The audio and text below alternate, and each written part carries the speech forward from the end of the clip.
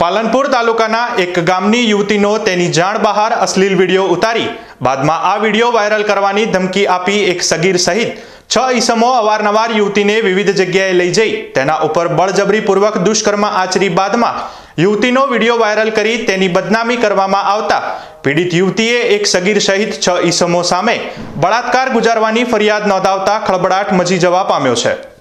પાલનપુરમાં college કરતી ગ્રામ્ય વિસ્તારની એક યુવતી વર્ષ 2023 રાજપુર ગામના એક સગીર યુવક સાથે સંપર્કમાં આવી હતી। આ યુવકે યુવતીને ચા નાસ્તો કરાવવા એક હોટલમાં લઈ ગયો હતો, જ્યાં ખોરાક કપડા ઉપર ઢળતા યુવતી કપડા બગાડતા તે બાથરૂમમાં કપડા બદલવા જઈ રહી હતી। તે દરમિયાન યુવક અને તેના મિત્રો સહિત દોડી આવી તેનો નગ્ન અવસ્થાનો વિડીયો ઉતારી બાદમાં આ વિડીયો વાયરલ કરવાની ધમકી આપી તેની સાથે દુષ્કર્મ આચર્યું હતું। જે બાદ ફરી વિડીયો વાયરલ કરવાની ધમકી આપી સગીરના મિત્રોએ વિવિધ ગેસ્ટ હાઉસ તેમજ પાલનપુર ન્યૂ બસ સ્પોટમાં કાફેમાં લઈ જઈ બળાત્કાર ગુજાર્યો હતો। તેમજ યુવતીનો વિડીયો તેના સમાજમાં વાયરલ કરી તેની બદનામી કરવામાં આવતા યુવતીએ સગીર સહિત 6 ઈસમો સામે તાલુકા પોલીસ મથકે ફરિયાદ નોંધાવતા ચકચાર મચી જવા પામી છે। 10/3ના રોજ આ કામે ભોગ બનનાર બેન તથા તેના કાકા હેમુભાઈ તથા તેમના બનેવી તથા આગેવાનો પોલીસ સ્ટેશન આવેલ અને તેઓએ અમને રજૂઆત કરેલ કે સાહેબ અમારો વિડીયો અમારી દીકરીનો આવી રીતે વાયરલ થયો છે અને અમારે આ વિડીયો ખાલી ડિલીટ કરાવવો છે, તમે અમને આમાં વિડીયો ડિલીટ કરાવી આપો અને અમારે આગળની કોઈ કાર્યવાહી કરવી નથી। જેવો અમારા ત્યાં બનાવ અમને જાણવા મળ્યો તરત અમે અમારી સીટિંગ દ્વારા તે દીકરીનું કાઉન્સેલિંગ કરવામાં આવ્યું। અમે તાત્કાલિક આ બાબતે ઉપરા અમારા એસપી સાહેબ છે તેમને જાણ કરી, અમારા ડીવાયએસપી સાહેબને જાણ કરવામાં આવી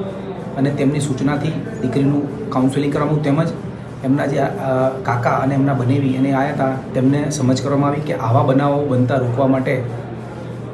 આપણે આગળ આવવું પડે અને તમારે પોલીસ તમારી સાથે છે, પૂરેપૂરો સહકાર, તમને જ્યાં પણ જરૂર પડશે અમે બંદોબસ્ત આપીશું, પણ તમે બિલકુલ ગભરાઓ નહીં।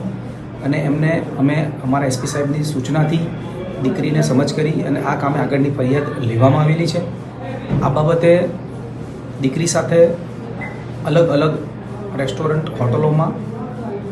5 થી 6 જગ્યાએ તેનો બીભત્સ વિડીયો કે જે એક આરોપી જુવેનાઇલ છે તેને ઉતારેલો અને તે વિડીયો તેને તેના બીજા મિત્રો રાહુલ સામળભાઈ ફોક,